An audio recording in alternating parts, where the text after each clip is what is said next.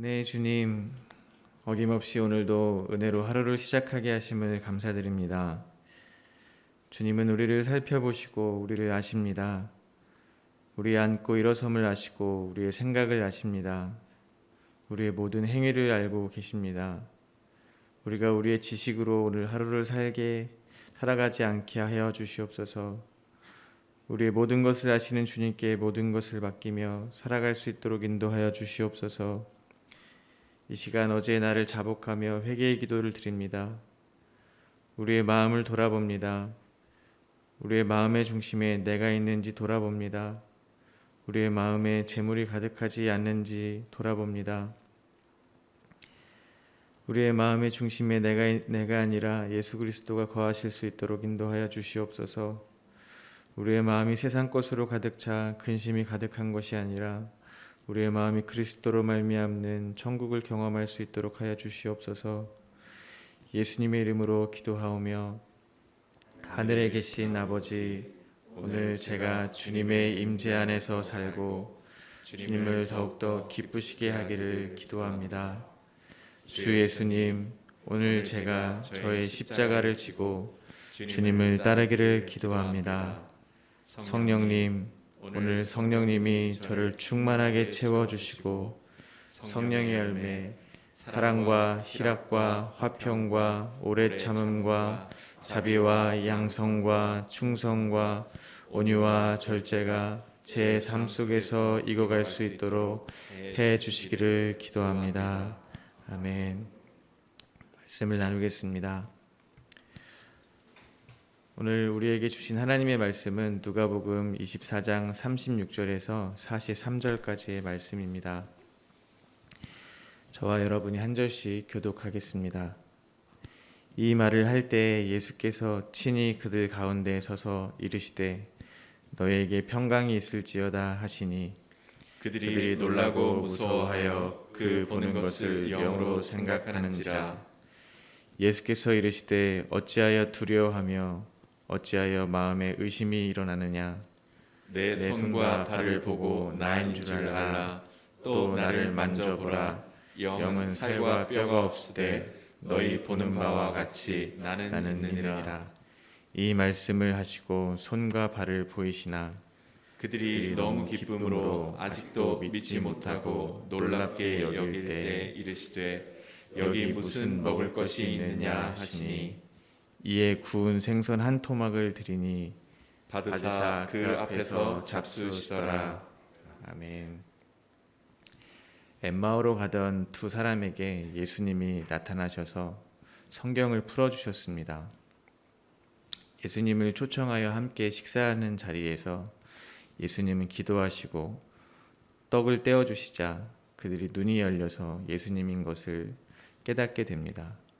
그들은 이 소식을 예루살렘에 있는 제자들에게 전하려고 달려와서 예수님이 말씀을 설명해 주실 때 가슴이 뜨거워졌던 것과 떡을 떼어 주실 때 그분이 바로 부활하신 예수님인 줄을 깨닫게 된 사실을 전합니다. 오늘 본문은 크게 두 문맥으로 나누어서 묵상을 하려고 합니다. 첫 번째 문맥은 36절부터 38절입니다. 예수님이 제자들 가운데 나타나심과 제자들의 반응 그리고 예수님의 말씀이 나옵니다. 그리고 두 번째 문맥은 39절부터 43절입니다. 예수님이 자신의 부활하신 몸을 보이시고 식사하시며 살아나심을 증거하십니다. 먼저 36절입니다. 이 말을 할 때 예수께서 친히 그들 가운데 서서 이르시되 너희에게 평강이 있을지어다 하시니. 이 장면은 병행구절인 요한복음 20장 19절에는 다음과 같이 기록되어 있습니다. 이날 곧 안식 후 첫날 저녁 때 제자들이 유대인들을 두려워하여 모인 곳에 문을 닫았더니 예수께서 오사 가운데 서서 이르시되 너희에게 평강이 있을지어다. 제자들이 모여서 예수님이 부활하셨다는 소식을 나누고 있었습니다. 그러나 예수님의 목격담을 듣고 있는 그 순간에도 그들은 여전히 두려워하고 있었습니다. 요한복음에 의하면 그들은 문을 닫고 있었습니다. 그런데 그곳에 호련히 예수님이 나타나신 것입니다. 그리고 그들에게 평강이 있을지어다 하고 말씀하셨습니다. 저는 이 구절을 머릿속에 그림으로 그려보았습니다. 두려움에 떨고 있는 제자들을 먼저 그려보았습니다. 부활의 소식을 들었음에도, 심지어 목격한 사람이 있었음에도 그 두려움은 사라지지 않았습니다. 무덤 속에 있어야 하는 예수님의 시신이 없어진 책임을 져야 할지도 모른다는 두려움이 있었을지도 모르겠습니다. 문을 닫고 숨을 죽이며 서로 부활의 소식을 전하고 있는 것입니다. 그때 갑자기 예수님이 찾아오시는 것입니다. 두려움의 한가운데로 평강의 근원이신 주님이 서 계시는 겁니다. 우리는 누구나 평화로운 삶을 원합니다. 누구나 칭찬받고 싶어하고 누구나 사랑받고 싶어합니다. 하지만 우리의 삶은 항상 그렇지 않습니다. 평안한 상태를 유지하고 싶으나 시시때때로 우리의 삶의 상황은 바뀝니다. 나를 괴롭게 하는 사람이 나타나기도 하고 나의 자존심을 무너뜨리는 상황이 생기기도 합니다. 심지어 오해를 받기도 합니다. 관계 속에서 평안을 추구하는 사람은 그 평안을 위해서 화가 나도 꾹 참아보기도 합니다.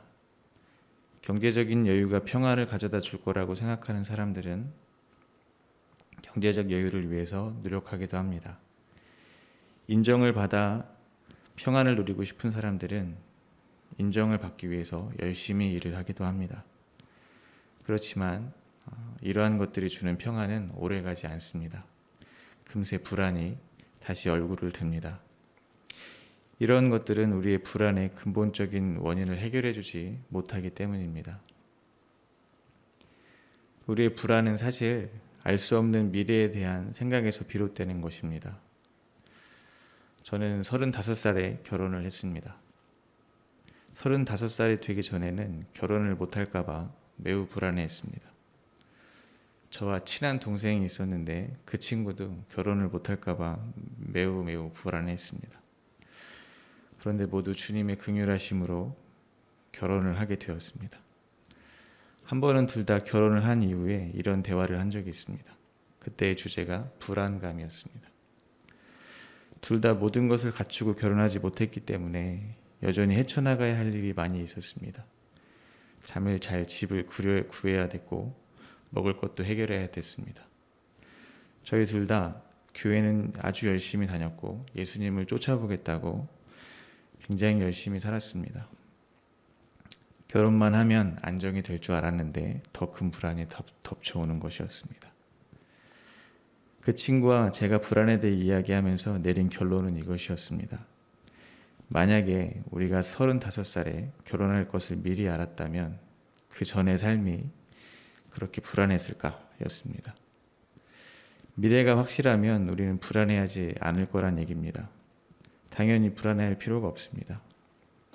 그렇다면 그 친구와 저는 우리가 불안해하는 이유는 결국에 나의 삶의 주인이신 하나님이 우리의 삶을 이끌어가고 계심을 내가 지금 믿지 못하고 있기 때문이라고 생각했습니다. 결혼하기 전까지 저와 그 친구의 삶을 돌아보면서 저희는 수없이 서로 고백했습니다. 하나님이 나를 이렇게 인도하셨다. 한 번도 나를 버리지 않으시고 내가 하나님을 주로 고백하기까지 나를 인도하셨다. 우리의 인생의 목적은 하나님을 아는 것이기 때문에 우리가 먹고 사는 거 이게 목적이 아니기 때문에 하나님은 나에게 하나님을 알려주시기 위해서 결코 굶겨 죽이시지 않았다. 또한 우리의 필요를 언제나 채우셨다고 고백을 했습니다. 그런데 지금 당장 내 눈앞에 내가 원하는 미래가 펼쳐지지 않는 것 같이 보이니까 바로 불안과 두려움이 저의 마음을 가득 채웠던 것입니다.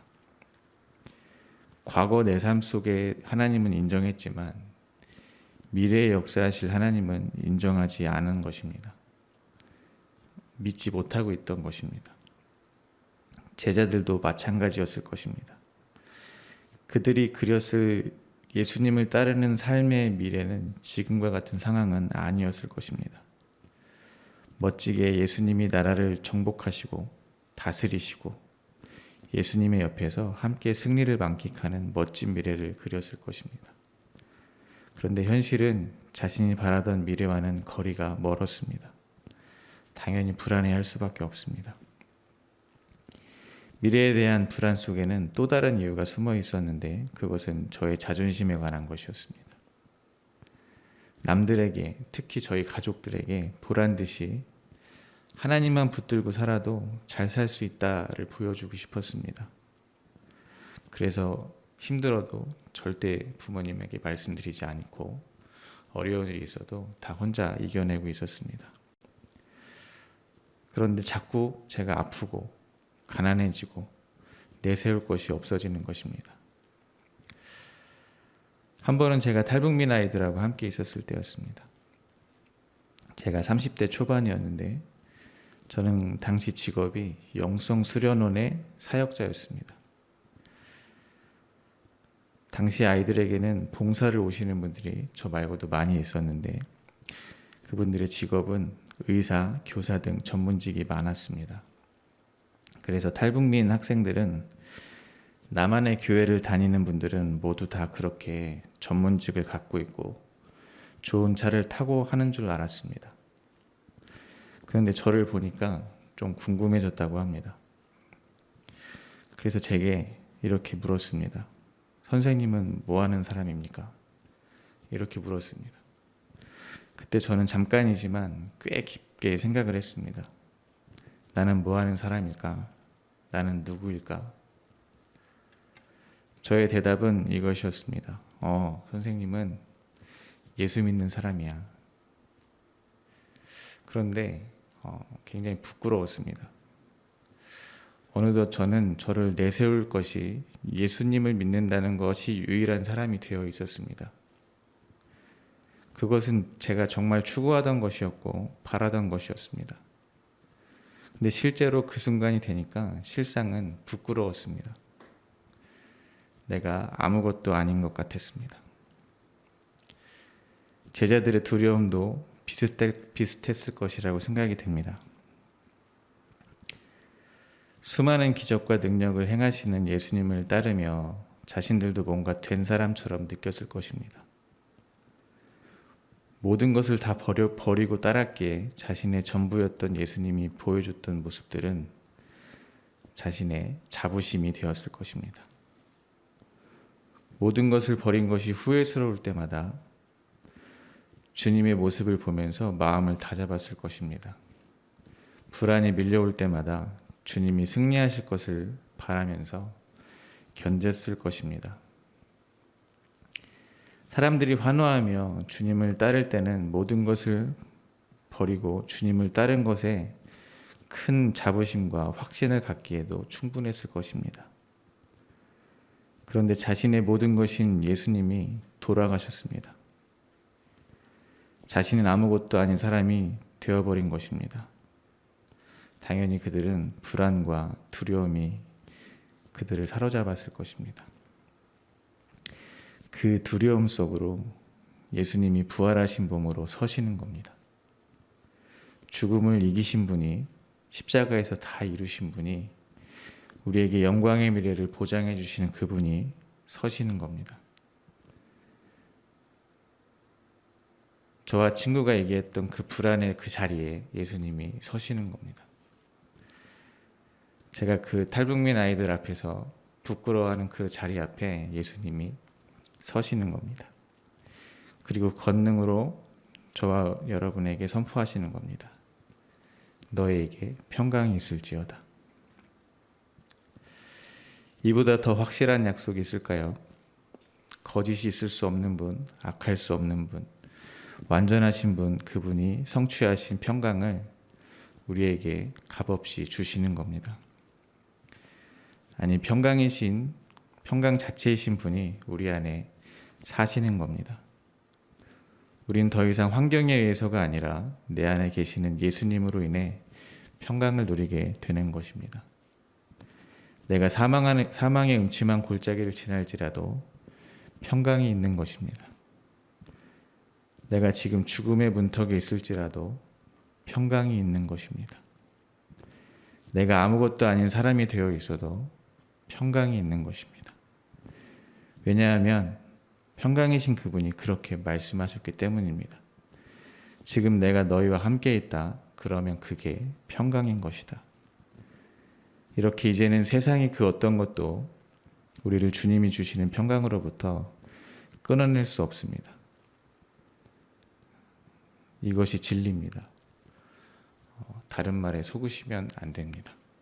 세상이 하는 그런 유혹에 넘어가시면 안 됩니다.